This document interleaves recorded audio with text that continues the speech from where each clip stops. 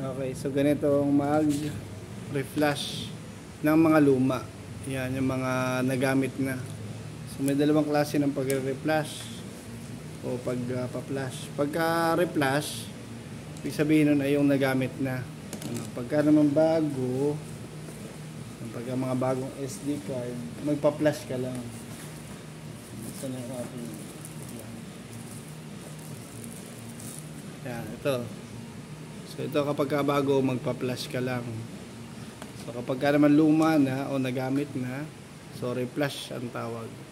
Okay, so ito yung reflash kasi ito ay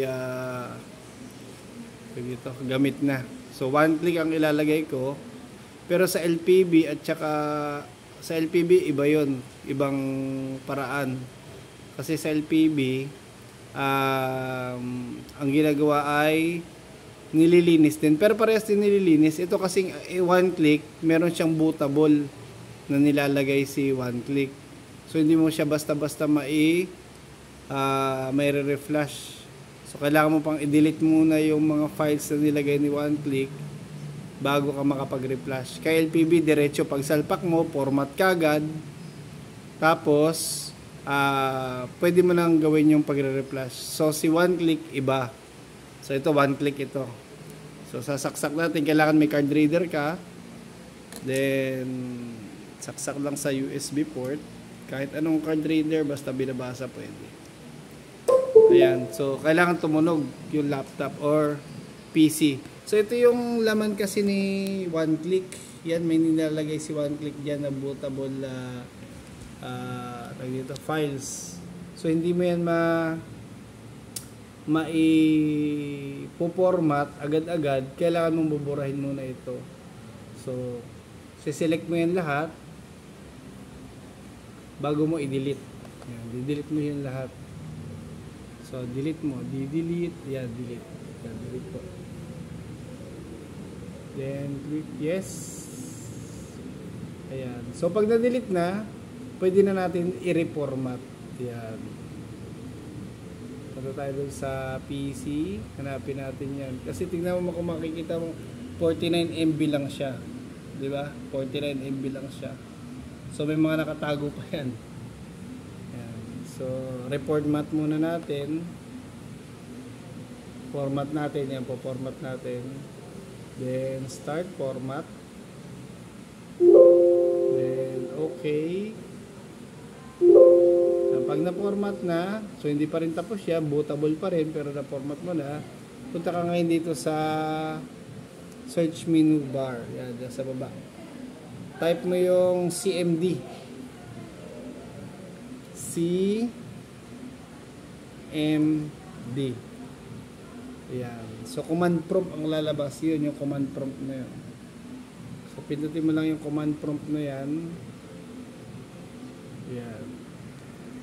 So ito naman lalabas yung command prompt niya. So tatype mo yung disk part. Kailangan walang space ha. Ayan, tatype disk part. Yan. So lilinisin na natin itong SD card. Enter. So kung lalabas dyan, ito naman. Yan.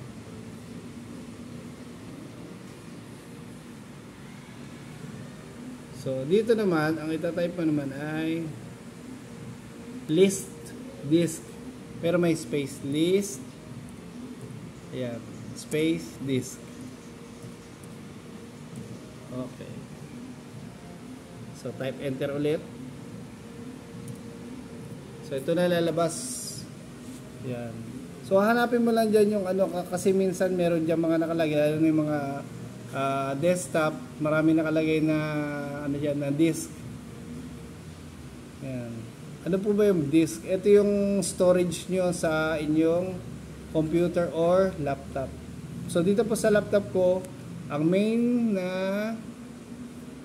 storage ko ay itong disk na 0. Meron siyang 239 gig. Ito naman yung sinaksak natin, yung SD card, 29 gig. Ayan. So meron siyang free na 27 gig. So kailangan linisin natin yung 2 gig na nawawala. Ano? Yan. So type natin dito ay select this, tapos yung number na 1. So sa inyo po, depende ha kung ano lumabas sa inyo, then enter. So masiselect na po yung this one, ang ilagay nyo lang, type nyo lang kasunod ay clean. Yan, ganyan lang po yung kasimple, clean. Yan. So this part succeed in cleaning the disk. Okay na po yan, na clean na, pero hindi pa po siya na deep clean. So tanggalin po natin, pwede na natin close itong dalawa. Ang ita-type naman po natin dito sa baba, hanapin naman natin yung partition. So tatanggalin naman ito yung ayan, partition,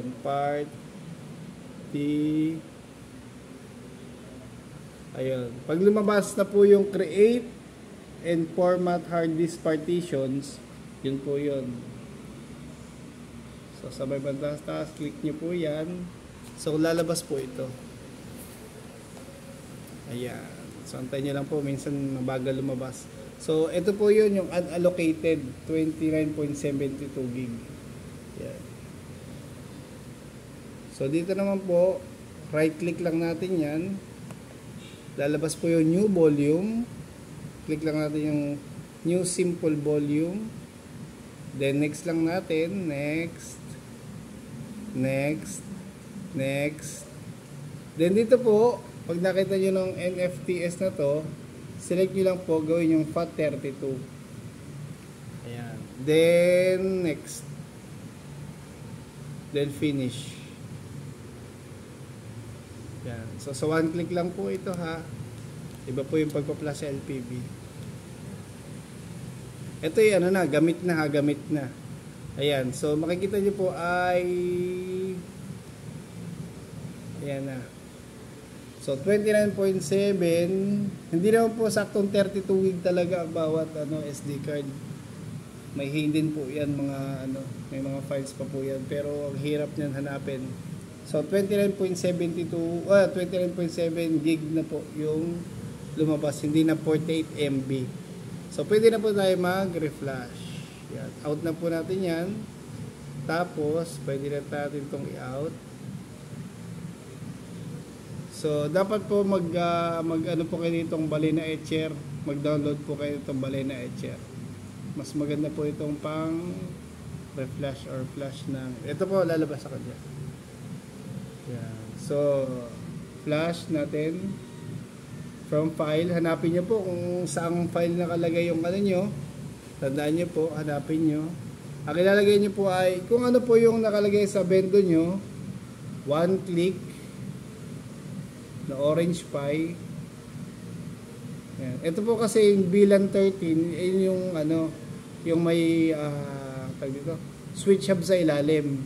Pero yung iba po na USB to LAN, ito po yun, one click Orange Pi. Select nyo lang po yan, then open. So ito na po lalabas, then pwede na tayo mag-flash. Ayan.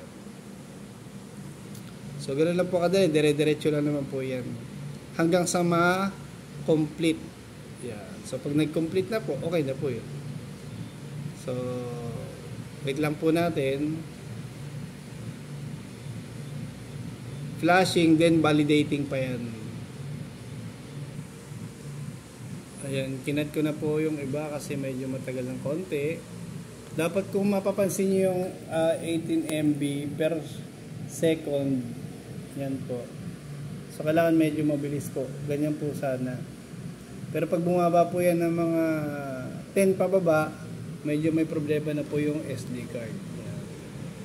Yun yung pong i-skip, dire-diretso lang naman po yan.